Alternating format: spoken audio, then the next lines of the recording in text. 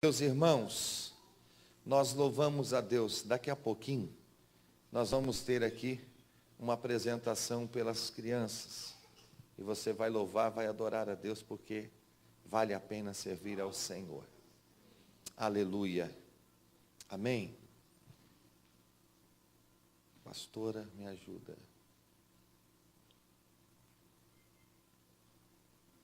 Glória a Deus. Meus irmãos, até parece brincadeira, mas vale a pena fazer isso. Sabe por quê? Porque quando você honra, você vai ser honrado. Pode ter certeza disso. Se você não aprender a honrar, você não vai ser honrado nunca na sua vida. Aquele que aparece, comparece. Aquele que comparece é porque apareceu. E o Senhor sempre nos ensinará alguma coisa. Estamos debaixo da mão de Deus, da visão, da liderança de nosso bispo Samuel de Castro Ferreira, da nossa bispa Keila Ferreira e de nosso pastor do campo, pastor José Pereira de Lima, para abençoar a sua vida, a sua casa e a sua família. Quantos recebem a bênção do Senhor? Se coloque de pé. Glória a Deus por isso. Vamos receber também, nessa noite, o preletor Maicon Moura, da cidade de Cianorte, nos trazendo a palavra de Deus. Deixa Deus te usar, Maicon. Aleluia. Paz do Senhor, igreja. Paz do Senhor. Que alegria estar mais uma vez aqui com vocês. Aproveitando que todos estão em pé, abra, por favor, as vossas Bíblias. Livro de Atos, capítulo de número 1 e o verso de número 8.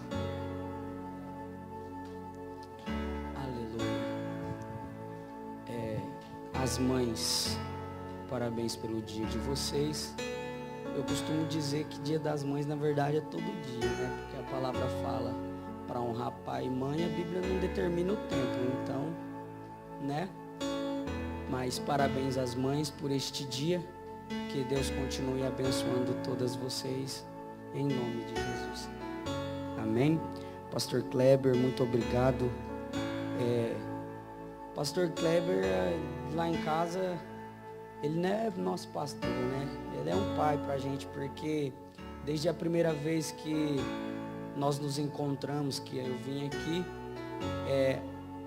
o nosso diálogo, a nossa conversa, as coisas que ele fala para mim, eu sinto Deus nisso. Então, eu e minha esposa sempre conversamos, Pastor Kleber, sempre fazemos algum comentário sobre coisas boas e a gente acaba lembrando dele por conta da visão que ele tem. Vocês não têm noção do pastor que vocês têm. Quem dera todas as igrejas que eu frequento, que eu vou pregar, tivessem um pastor com 50% da mentalidade do pastor Kleber. Então, que Deus abençoe o pastor Kleber, Slaine, enfim, só Deus para poder retribuir aquilo que vocês são para nós. Que Deus abençoe. Atos, capítulo de número 1, verso de número 8, diz assim: Mas recebereis a virtude do Espírito Santo, que há de vir sobre vós, e ser-me-eis testemunhas, tanto em Jerusalém, como em toda a Judeia e Samaria, e até aos confins da terra. Senhor, nós estamos aqui na Tua presença, porque nós não nos ausentamos dela. O que nós queremos nesta noite é que o Senhor nos direcione na Tua palavra, do jeito, do modo como o Senhor quer falar conosco. Ainda, Pai, que a Tua palavra nos fira em algo, o que nós queremos, Pai, é ouvir a Tua doce voz falar conosco, ouvir a Tua palavra nos motivar, ouvir a Tua palavra nos dar uma direção. Pai, continue conosco, em nome de Jesus. Amém. Pode se assentar. Aleluia. Quando a gente lê o livro de Atos, e a gente começa pelo capítulo 1, verso 1, a gente vê Lucas fazendo menção a um homem chamado Teófilo. Ele conta a Teófilo que escreveu a respeito das coisas que Jesus fazia e ensinava. Alguns comentaristas bíblicos, eles chegam a dizer que Teófilo mentoreou Lucas nos livros que ele escreveu. Lucas não viveu nos tempos de Jesus. Possivelmente se converteu nos tempos de Paulo, chegando até a talvez acompanhá-lo em alguma viagem missionária.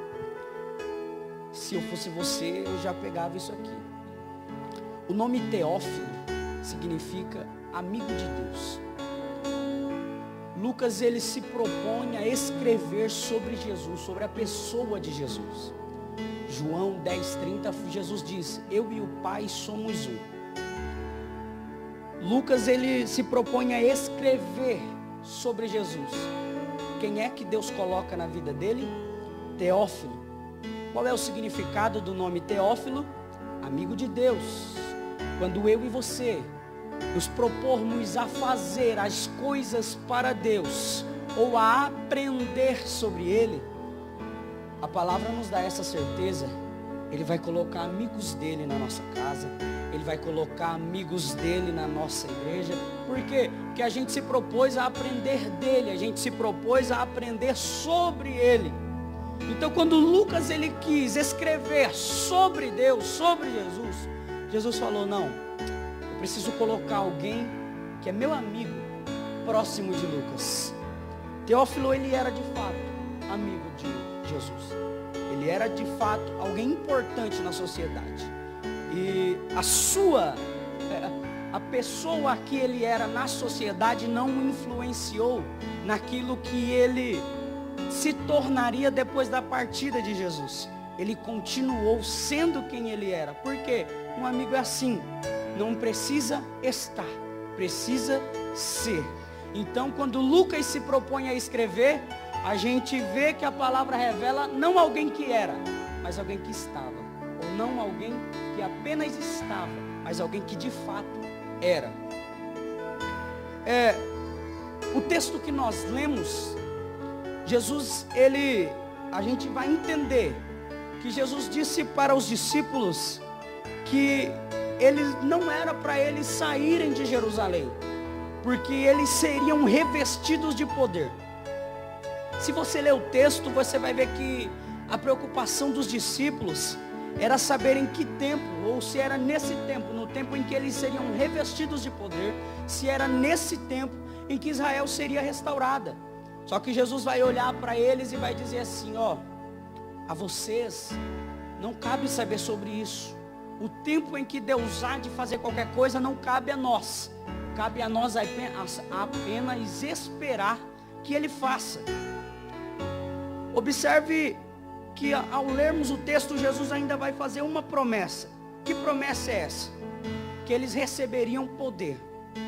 Em que condição? Estando em Jerusalém.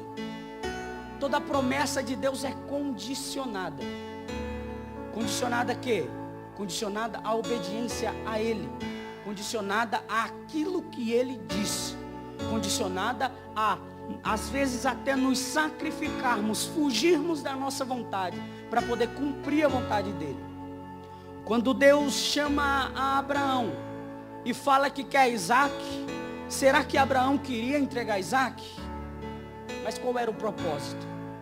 Às vezes, estar aonde Abraão iria oferecer Isaac não era confortável. Do mesmo modo que estar em Jerusalém nesse tempo talvez não fosse tão cômodo assim. Só que quando Jesus nos chama e Ele nos faz uma promessa, Ele não nos chama para viver uma vida confortável. Ele não nos chama para vir aqui, sentar, ouvir e partir para casa depois e está tudo certo. Ele não nos chama para confronto. Ele não nos chama para conforto. Todo o propósito de Deus está escondido em provações. Eu não sei que tipo de provação você está vivendo, mas o que eu posso te dizer é que há um propósito maior ainda naquilo que você está vivendo. Lázaro está morto há 4 dias. As suas irmãs mandam chamar Jesus. Só que quando ele chega, ele diz assim: não, está morto não, apenas dorme. Aí alguém vai olhar e vai dizer: Senhor, mas já cheira mal. Só que presta atenção no que acontece. Quando Jesus é direcionado até o túmulo ou até o sepulcro, a Bíblia vai dizer assim, ó, que Jesus chama Lázaro para fora. Ele diz assim, Lázaro, vem. Ou seja, Jesus não estava lá, Jesus estava aqui. Quando Deus, Ele nos chama para algo, Ele não nos chama para algo em que Ele não esteja. Observe, eu vou falar mais uma vez, porque você não entendeu.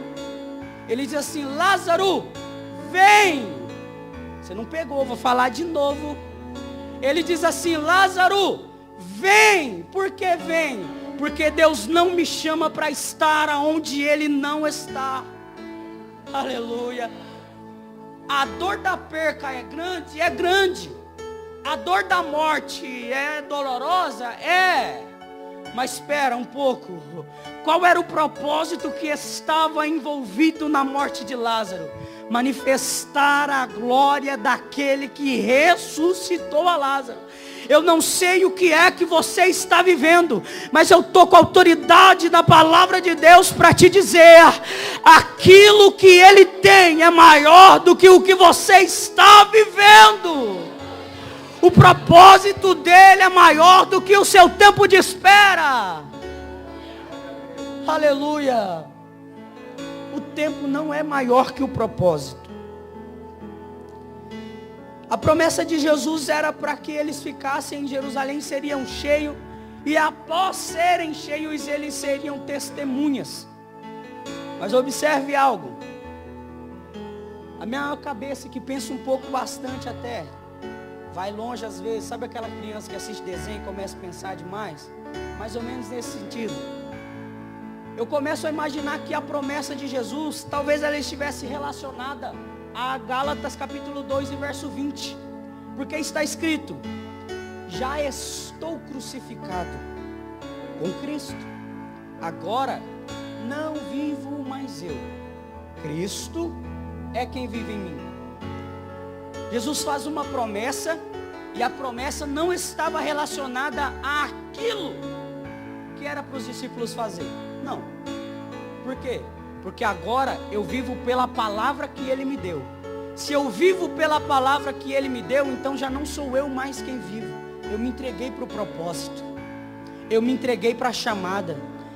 Aleluia.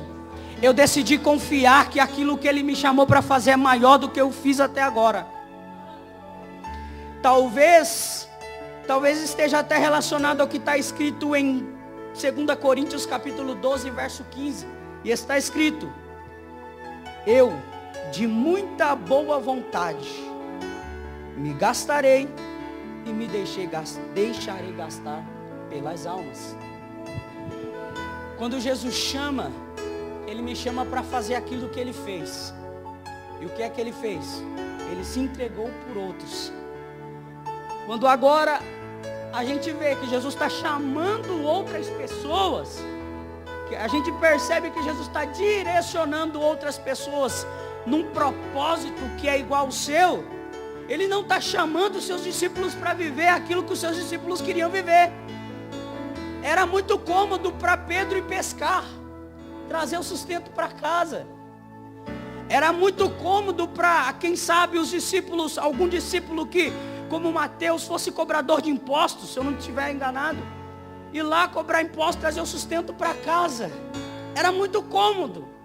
Só que quando Jesus chama, ele chama e diz assim, ó, fique em Jerusalém, até que do alto vocês sejam revestidos de poder.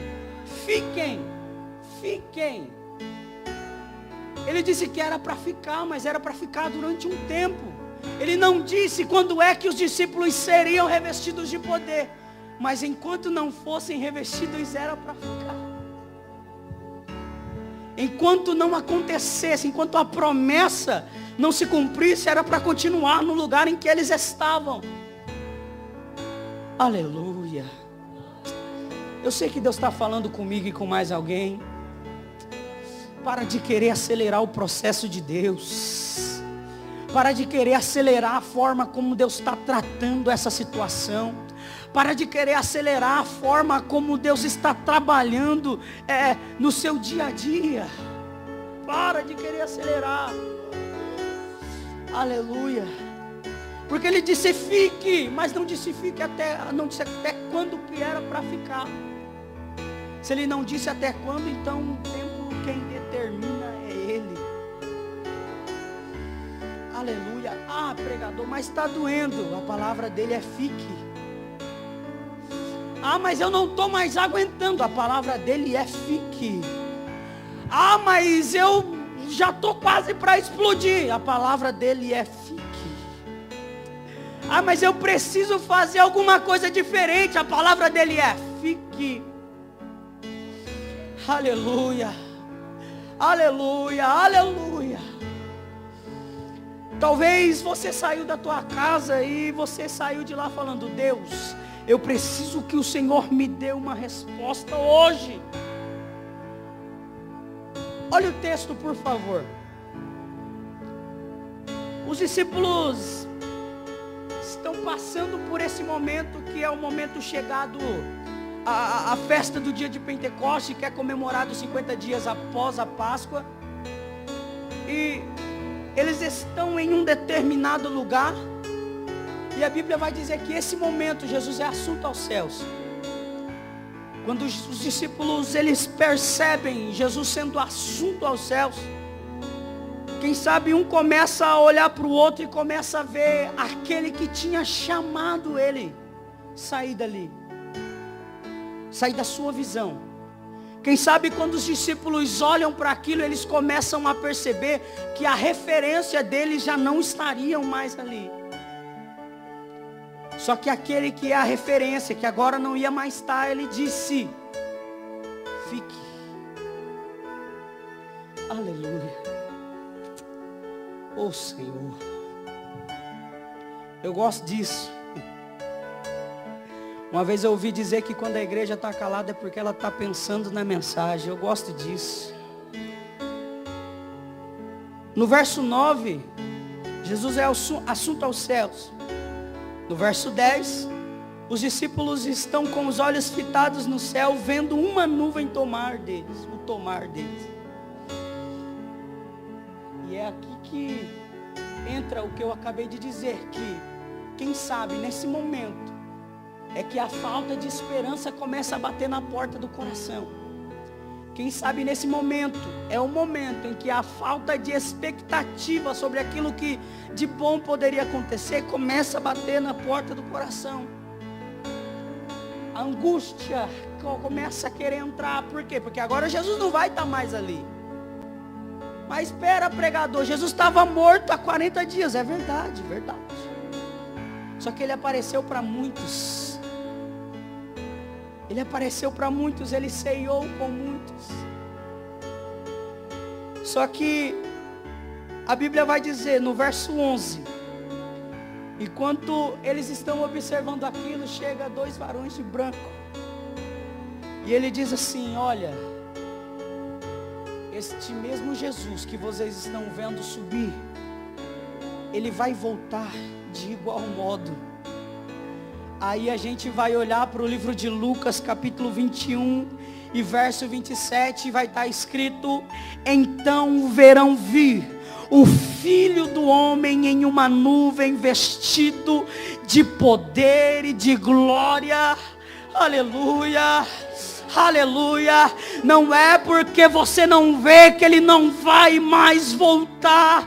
Não é porque você não vê que ele não mais vai vir. O que o texto está nos dizendo é que o Jesus que foi assunto aos céus, ele vai voltar para buscar a tua igreja. E ele vai voltar. Aleluia. Ele vai voltar, não é porque ele não está aqui hoje, e no sentido físico, que ele não está em sentido algum, ou que ele não vai mais voltar, que ele não estará mais aqui. Aleluia, aleluia. A gente chega a Atos capítulo de número 2. O título da leitura é A Descida do Espírito Santo. Quando nós lemos isso aqui, você conhece toda a história. Você sabe o que está escrito. Você sabe que veio um som como de um vento veemente, impetuoso, que encheu toda a casa. Só que tem um intervalo de tempo entre o capítulo 1 e o capítulo 2, que são aproximadamente 10 dias. 10 dias em que os discípulos estavam ali e Jesus não estava. E a terra também agora não tinha intermediador entre Deus e os homens, porque nesse tempo o Espírito Santo havia sido removido. Só que ele vai descer daqui a pouco. Ele vai descer daqui a pouco. O texto diz que, ou melhor, a interpretação do texto vai nos deixar claro que os discípulos, eles ficam em Jerusalém. E observe isso. Não tem Espírito Santo para poder consolá-los naquele momento. Só que Jesus tinha deixado uma palavra lá atrás. Que palavra é essa? Mas recebereis a virtude do Espírito Santo. Aleluia. Talvez alguns desistiram. Talvez alguns até pararam. Talvez alguns começaram a olhar para a situação e começaram a pensar que não tinha mais jeito. Porque não tinha mais Jesus, não tinha um consolador. Só que a gente também se lembra que um tempo atrás Jesus tinha dito: eu enviarei o quê? Um consolador. Eu enviarei o quê? Um semelhante ou igual a mim. Oh, Jesus. Aleluia, aleluia, aleluia. Os discípulos estão sem Jesus, estão sem Espírito Santo, mas eles estão firmados na palavra que Deus havia lhes dado, na palavra que Jesus havia lhes dado. Que palavra é essa? A palavra de que eles seriam cheios, se eles permanecessem aonde eles estavam agora. Eles estão fazendo o quê? Eles estão orando, eles estão buscando, eles estão se enchendo. Mas espera aí, vai se encher do quê? Não tem Jesus, não tem Espírito Santo. É isso mesmo. Isso aqui é só para quem gosta de Bíblia, irmãos. Isso aqui, eu buguei na hora que eu pensei isso aqui a primeira vez. Quem é que começa a orar sendo cheio do Espírito Santo? Primeiro você começa a orar sem tê-lo. Na medida com que você vai se relacionando, ele vai fazendo o quê? Vai vindo. Aleluia. Aleluia. Aleluia. Eu vou falar mais uma vez porque só meia dúzia entendeu. Os discípulos estão orando e não tem Espírito Santo. Mas espera, quem é que começa a orar já tendo ele? Os discípulos começam a orar para quê? Começam a orar para receber. Os discípulos começam a orar para poder começarem a ser cheios. Se você estiver esperando ser cheio para fazer alguma coisa, você está enrolado. Começa a fazer que o Espírito Santo de Deus vem. Começa a fazer que o Espírito de Deus te toma. Começa a fazer que o Espírito Santo de Deus te capacita. Começa a fazer que o Espírito Santo de Deus te renova. Começa a fazer que o Espírito Santo de Deus te dá força. Aleluia. Aleluia. Só que a Bíblia vai dizer que eles estavam reunidos, eles estavam numa casa, e eles estavam orando, eles estavam buscando, e houve-se um som como de um vento, e eu tive que buscar entender isso aqui, porque impetuoso, essa palavra tem um significado. Que significado essa palavra tem, pregador? Revelar o comportamento. Aleluia. Eu vou ter que voltar lá do começo agora. Pensa comigo, por favor. Veio ou ouviu-se um som veemente e impetuoso, que fez o quê? Encheu toda a casa. Impetuoso significa o quê? Revelar o comportamento. Da onde veio o som? Então qual é o comportamento do céu naquele dia? Encher a casa. Aleluia. Você não pegou isso aqui. Aleluia, aleluia. Deus enviou um vento, pastor. E o vento trazia o comportamento do céu no meio dele.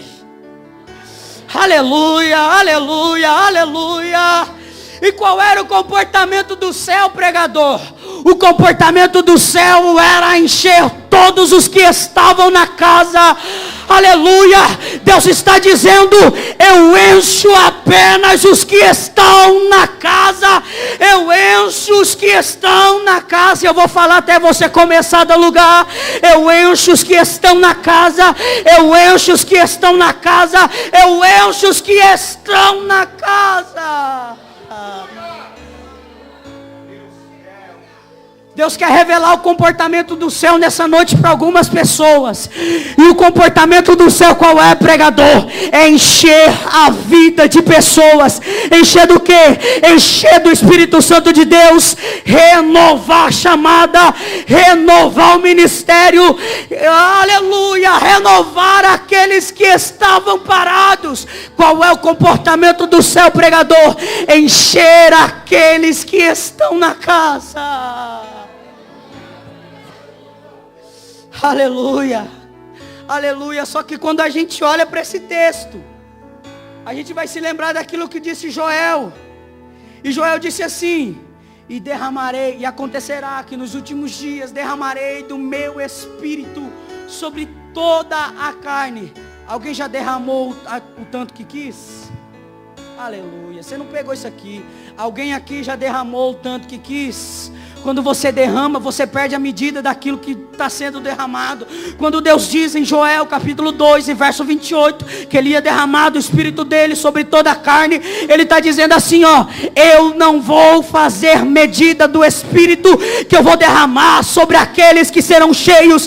Eu vou derramar numa quantidade, aleluia, que não existe limite para ela. Aleluia. Deus está dizendo: eu te encho e me enche até quando, Senhor? Sem medida, sem medida. Aleluia, aleluia, aleluia. Só que, para encerrar, eu preciso pensar nisso aqui com você, porque agora os discípulos estão cheios. E uma coisa diferente acontece depois deles estarem cheios. Pergunta o quê? O que é que Pedro faz depois de estar cheio? Ele vai fazer o quê? Vai para o templo. Não pegaram, não. Pedro está cheio. Pedro fez o quê depois de estar cheio? Foi para o templo. Aleluia. Aleluia. Oh, Jesus. Existe um grupo de desigrejados por aí que fala que não precisa estar aqui. Mas Pedro estava cheio. E após estar cheio, ele foi para onde, igreja? Então, pera. Qual é a característica de quem está cheio? Ele vai para onde? Então os desigrejados estão certos. Então, pera aí. Essa galera tem que se decidir. Essa galera precisa tomar um rumo, correto? Porque ele está cheio. Mas estar cheio não significa que eu possa estar sem direção. Estar cheio não significa que eu possa fazer aquilo que eu quiser. Por quê? Porque agora eu estou cheio. Cheio do quê? Cheio do Espírito. Se eu estou cheio do Espírito, então eu me lembro daquilo que eu disse no início da mensagem de Gálatas 2:20. Não sou eu mais quem vivo, é Cristo que vive em mim. Eu estou cheio, eu vou fazer o que agora? Eu vou para o templo. Agora, depois de estar cheio, Pedro vai para o templo. E depois de estar no templo, ele vai pregar. E no seu primeiro discurso, quase 3.000 almas, pastor. Aleluia. Aleluia, aleluia. Eu não estou dizendo que você precisa trazer 3.000 pessoas aqui amanhã, mas se você trouxer, glória a Deus por isso. O que eu estou querendo dizer para você é que o comportamento do céu nessa noite é te encher. E te encher tanto que você não vai querer sair de dentro da igreja. Te encher tanto que você não vai querer se ausentar do corpo. Te encher tanto que você não vai querer estar em outro lugar a não ser na casa de Deus. O Espírito de Deus quer te encher tanto que você não vai ter felicidade em outro lugar a não ser aqui. E na igreja apenas no domingo não dá, agora eu sou cheio. Vim na igreja apenas no sábado, não dá, agora eu sou cheio. E apenas na EBD não dá, agora eu sou cheio. E na igreja apenas quando tem pregador de fora, quando tem festividade, não dá, eu sou cheio. E quem está cheio, vem pro templo. Olha para o irmão que está do lado, por favor, declara na vida dele, você está cheio. Declara na vida dele, você está cheio, você está cheio, você está cheio. Você não vai mais faltar no culto de sábado, por quê? Porque você está cheio. Você não vai mais faltar no culto de doutrina, por quê? Porque você está cheio. Você vai vir na escola bíblica dominical, por quê? Porque você está cheio. Se tiver culto no lar, você vai, por quê? Porque você está cheio. Quem está cheio não se ausenta do corpo. Quem está cheio se une a Ele. Aleluia, pega na mão de alguém, por favor. Começa a declarar sobre a vida dele, sobre a vida dela. Você está cheio, você está cheio. Você não vai mais sair daqui porque você está cheio. Você não tem mais alegria em outro lugar porque você está cheio. Você não vai ter mais prazer em fazer outra coisa, por quê? Porque você está cheio. Ou como disse Davi, alegrei-me quando me disseram, vamos à casa do Senhor. Por quê? Porque eu estou cheio. Só quem está cheio, joga a mão lá em cima, as duas, porque uma é pouco. Declara, eu estou cheio, eu estou cheio, eu estou cheio. Aleluia, rebiaçou me andarabácia, é calai jorque minando que me aceu inarácia, e rebiaçou e amante o recéria. Deus está dizendo, eu quero encher pessoas aqui hoje, e elas não terão mais prazer em outra coisa, a não ser em estar na casa de Deus. Eu encherei pessoas aqui hoje, e elas não se ausentarão mais desse lugar. Aleluia, aleluia, aleluia. Olha para o crente que está do seu lado e fala assim, sabe aquela festa? Você não presta mais para estar lá. Sabe aquela rodinha que você sentava antes? Você não presta mais para estar lá. Sabe aquele grupo de amigos? Você não presta mais para estar lá. Agora fala para ele, sabe por quê? Porque você está cheio. Você está cheio. Você está cheio. Você está cheio. Aleluia. Aleluia, aleluia. Só que é interessante, pastor, porque ele está cheio, mas tem um costume de orar pelo menos 3 vezes no templo. Aleluia. Só que ele está cheio. Hoje, quem está cheio, depois eu oro. Estou cheio. Só que Pedro está cheio, e o que é que ele vai fazer? Ele vai fazer o que lá? Primeiro ele foi fazer o quê? E agora ele foi orar. Primeiro ele foi pregar, e agora ele foi orar. Aleluia. Capítulo 3, pode ler. Só que quando ele está indo orar, tem um homem na porta do templo. Ele está cheio. O homem pede uma esmola. Só que aí ele olha para o cidadão e fala assim, cara, tem dinheiro não. Então estar cheio não significa que o meu bolso também esteja.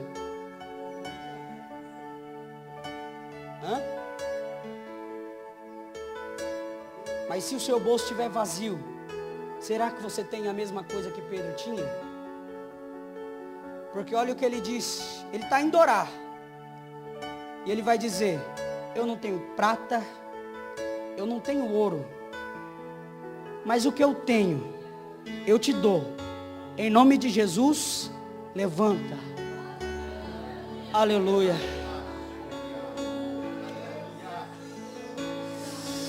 cheios dos bolsos vazios. Aleluia.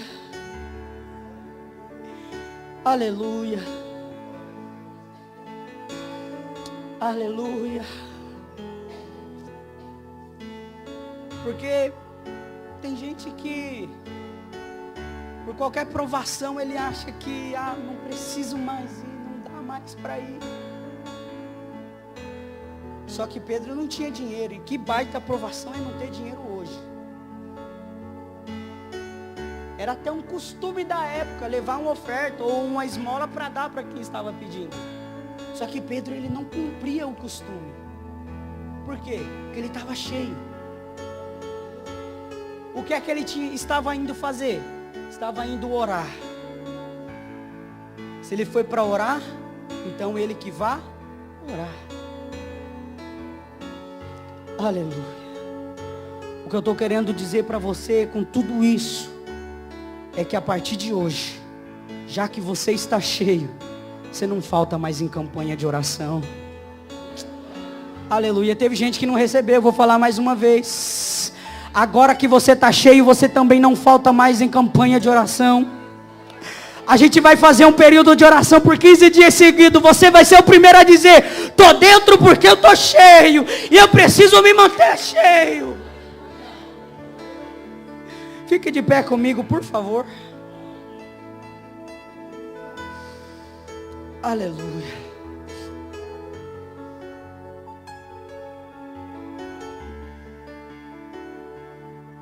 Você pode pegar na mão desse crente aí?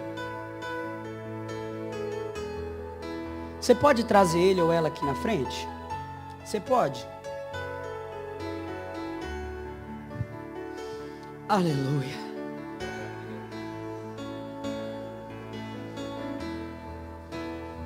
Aleluia.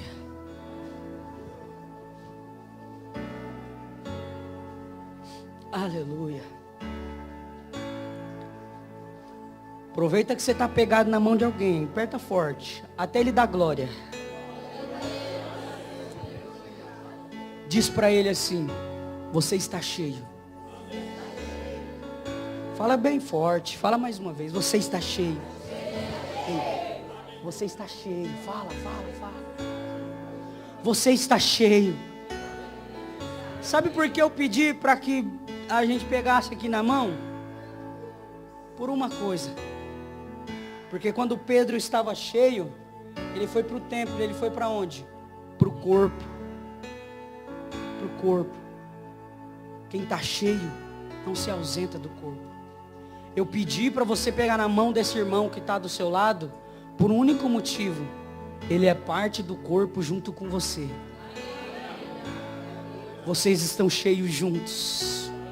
Vocês estão cheios juntos. Começa a declarar na vida dele: você está cheio. Começa a orar por ele: você está cheio. Você está cheio. Você está cheio. Senhor, eu estou com essas pessoas aqui agora, Pai. Meu Deus, eu preciso fazer essa oração com elas, Pai, porque nós acreditamos que quando nós estamos de fato cheios do Senhor, Pai, nós não sentimos vontade de outra coisa a não ser estar na tua casa. Quando nós estamos cheios do Senhor, ó Pai, nós não sentimos vontade de outra coisa a não ser estar na tua presença, a não ser estar com os seus. Pai, se entrou alguém aqui hoje e esse alguém não entrou cheio, nós decretamos agora com a autoridade que há no nome de Jesus Cristo, que essa pessoa, Pai, esse irmão, essa irmã vai sair daqui cheio. No próximo culto ele vai estar aqui de novo porque ele está cheio. Na próxima semana ele vai estar aqui de novo porque ele está cheio. No próximo mês ele vai estar aqui de novo porque ele está cheio, Pai. Não vai sair crente daqui vazio hoje, em nome de Jesus Cristo. Pai, nós declaramos que nós estamos cheios. Nós estamos cheios. Aleluia, aleluia.